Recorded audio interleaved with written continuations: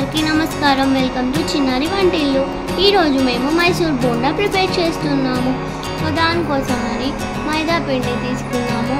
దాంట్లోకి సల్ల అంటే మజ్జిగ కలిపి పెట్టుకుంటాము. చూపిస్తాము మీకు ఎలాగో.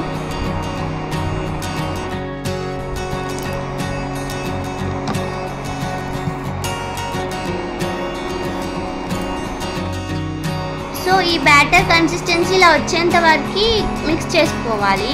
సో క్యాప్ పెట్టేసుకొని నైట్ అంతా పెట్టేసుకోవాలి. సో నైట్ పెట్టేసుకున్నాం కదండి పిండి, చూసారు కదా. సో అది ఇలా ఇప్పుడు ఉంది. ఇప్పుడు దాంట్లోకి టేస్ట్కి సరిపడా సాల్ట్ యాడ్ చేసుకుంటున్నాము. అలాగే కొంచెం జీలకర్ర, కొద్దిగా సోడా యాడ్ చేస్తున్నాము. చేసేసుకొని మంచిగా మిక్స్ చేసుకోవాలి. చూపిస్తాం మేము మీకు.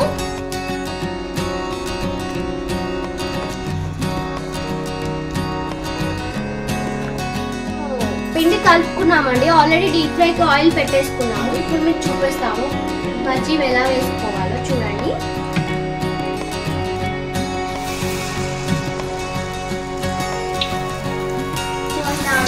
దాని తర్వాత ఒకటి ఆయిల్లో వేసేసుకోవాలి.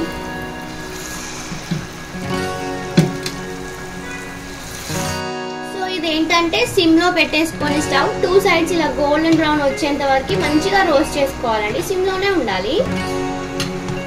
సో ఇలాగే మిగతా బజ్జీ అన్ని రోస్ట్ చేసుకోవాలి. చూసారు కదండి, బోండా చాలా బాగుంది. టేస్ట్ కూడా చాలా బాగా వచ్చింది.